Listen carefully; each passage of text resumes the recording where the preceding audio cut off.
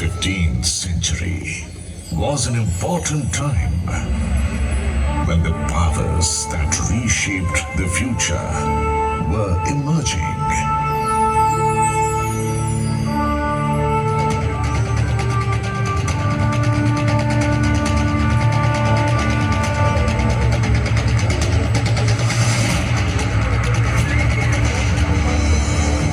Lodhi dynasty took over the throne of Delhi. Babur was born in Central Asia and pride of Rathors, Rao Jodhaji founded the city of Jodhpur by laying the foundation of Mehrangarh Fort. Mehrangarh, built in 1459 AD, was witnessing center of major political activities in North India. The emergence and rise of the Rathore dynasty in Jodhpur was from Mandor only.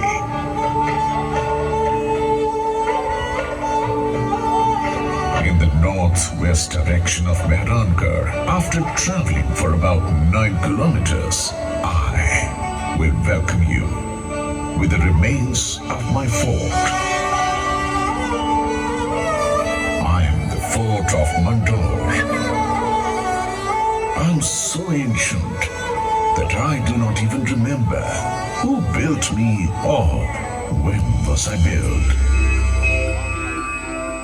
Even today, coins of the past, temple remains, archways, pillars, and exquisite sculptures continue to be found from Indore.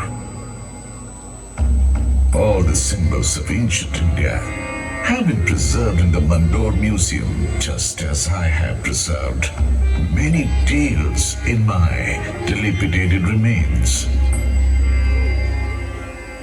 The city of Mandor, surrounded by the hills of Aravali and the worship land of sage Mandavya, was also known as Mandavyapur.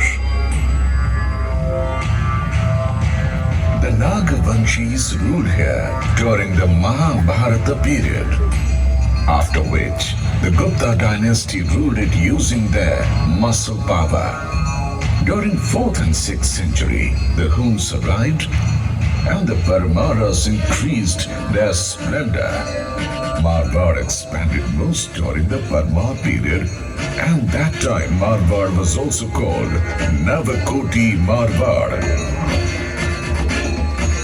While the Pratiharas established their empire and increased its opulence in the 7th century, come with me in that bygone era when swords used to blaze here. The battlefields would vibrate with the sound of drums.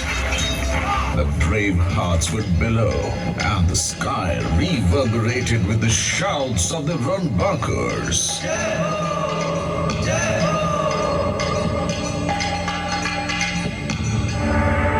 In 1394 AD, the power of the Pariharas was fading.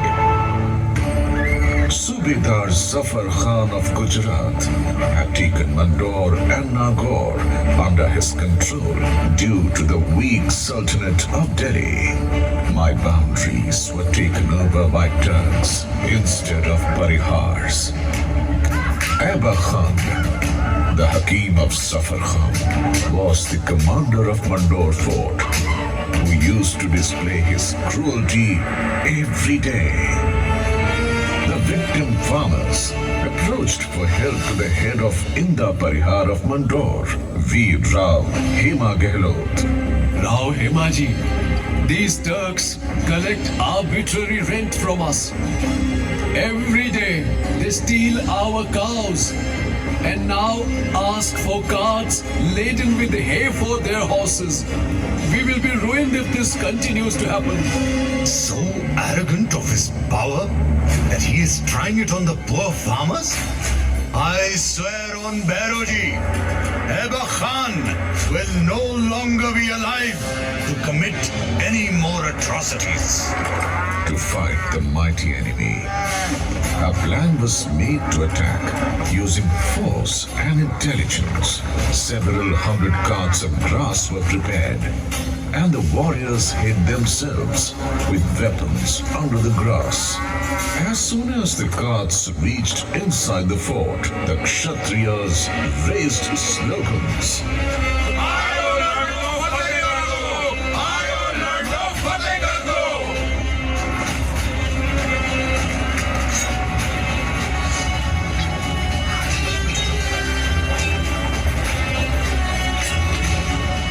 Turks did not even get a chance to recover from this sudden attack. When the majestic swords of brave Hema Gehlot, Samar Shurrav Chunda Rathor, and the heroes of Marwar waved, the heads of the enemies were piled up. In memory of this victory, Rao Mahotsav is still celebrated in Mandor.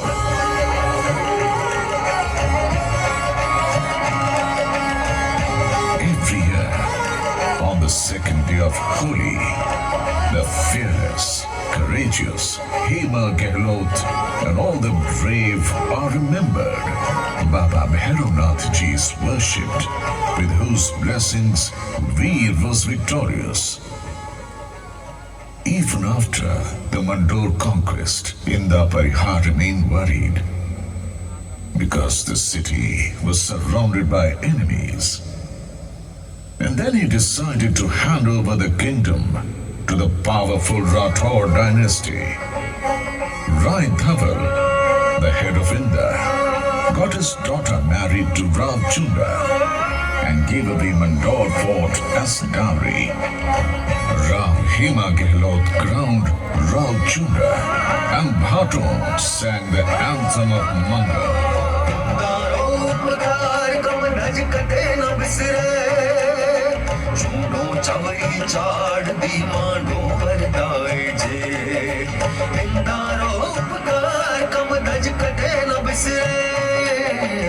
Showing his skill and tactical acumen, Rav Chunda expanded his empire and made Mandor the capital of Marwar. Rav Chunda gained the martyrdom in the Battle of Nagaur in 1423 AD, and his son Kana, Rav Ranmal, took over.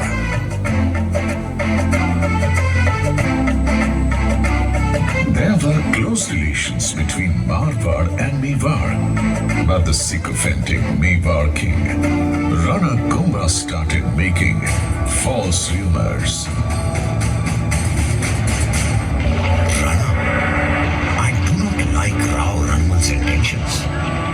He wants to grab your kingdom. They just consider one side and just not bother about the other one. A sweet relationship was being poisoned with doubt and distrust. In 1438 AD, Rav Ranmal and his son Jodha were in the fort of Chittor. Ranmal realized some conspiracy and sent his son Jodha out of the fort. Following his father's orders, Jodha reached the foothills of Chittorgarh. Then a dome caught the attention of Jodha, who was singing a couplet.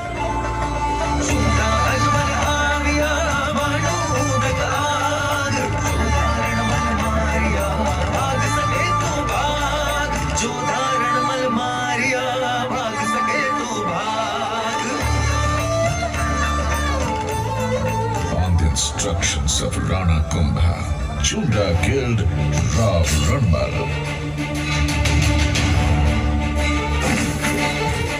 Taking a vow to avenge his father's murder, the young Jodha marched towards Marwar, but Chunda continued to follow him. He was the uncle of Rana Kumbha and the old enemy of Marwar. The vast army of Mewar was after Jodha's life, and the young Jodha was fighting them along with his 700 loyal fighters after fighting against all odds. When Jodha reached Mandor, he was left with only 7 soldiers. But Chunda reached here too.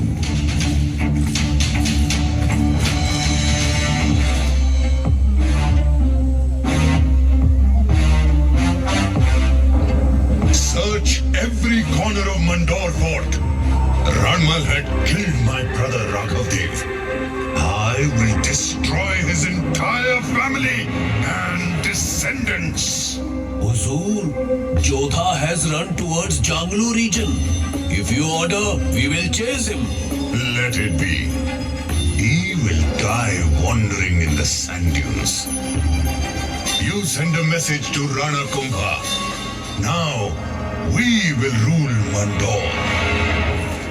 After the ruthless murder of his father and humiliation of losing the kingdom, Jodha was wandering in pain with a heavy heart. The enemy was in ambush, but the fighting Jodha did not lose hope and faith. After 15 years of struggle and tireless efforts, Jodha finally overcame adversity and hardship. Chunda had died, and I was reconquered by Rav Jodha. Times were changing, and the country was under the threat of foreign invaders. In such a situation, instead of fighting with each other, Marwar and Mewar made a treaty. But the visionary Rav Jodha was getting worried, and the reason for that concern was me. That is, the fort of Mandor.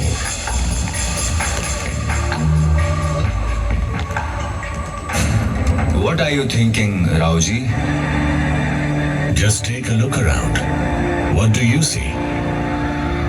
Sky, forest, hills. These hills are the cause of my concern. Several hundred years ago, these were very high, and it was difficult to reach the fort. But heavy rains and dust storms have reduced their stature. Rav Jodha's words were painful, but true. I too had become old and weak, so Mehrangarh was built, and I was left abandoned. And it was the right decision. When the Mughals arrived in India, the Rathod dynasty took them head on and kept fighting without giving up.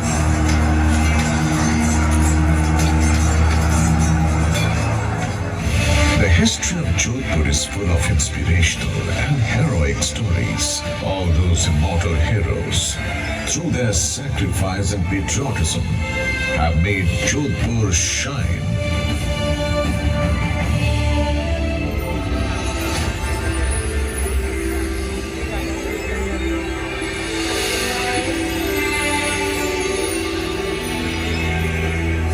The warrior born here was strong enough to defend their nation. Their patronage ensured the happiness and prosperity of their subjects. Only few individuals are aware that delicate feelings can also be found within tough warriors. These sword-wielding soldiers who adhered to the royal faith also loved invention and the arts, which are still practiced today and add to the splendor of this region. Maharaja Ajit Singh Ji is remembered for his creative energy and magnificent architecture. He built Sal for the deities, Airpole, and a palace called Thamba, and renovated Bheru Bawadi and Bheru Temple. He also got a grand cenotaph constructed in memory of his father, Maharaja Jaswant Singh Ji, whose decoration of huge pillars and sanctum sanctorum is exemplary. The view of the Sabha Mandap gives a clear view of the mythological tales. The gestures engraved on the stones are the best examples of craftsmanship.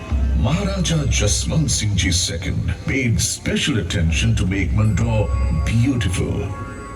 He planted more than 100 species of trees in Mandore garden, which adds to the beauty and lends importance to the park.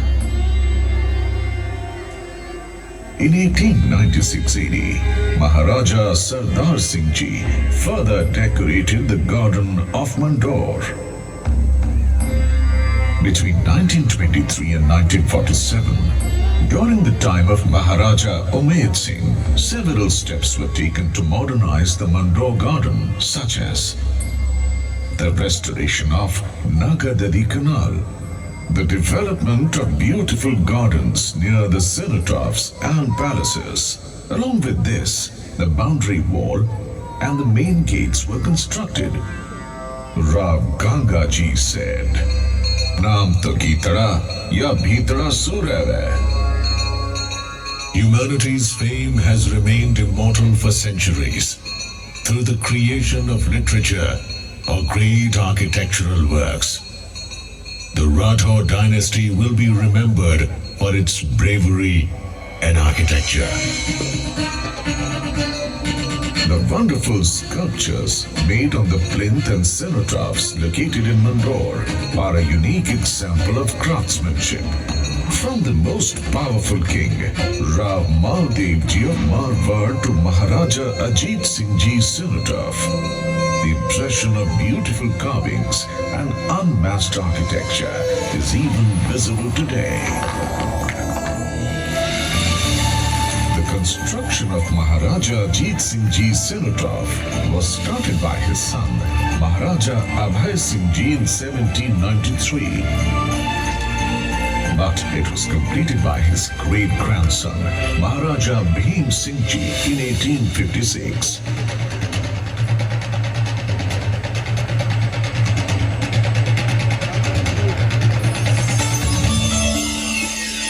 It is not only the most exquisite cenotaph in all of Rajasthan, but preserves its artistic integrity and is an excellent illustration of the period's craftsmanship. This cenotaph highlights the significance of Shaivism with its 4 magnificent gates and 4 Sabha Mandapas.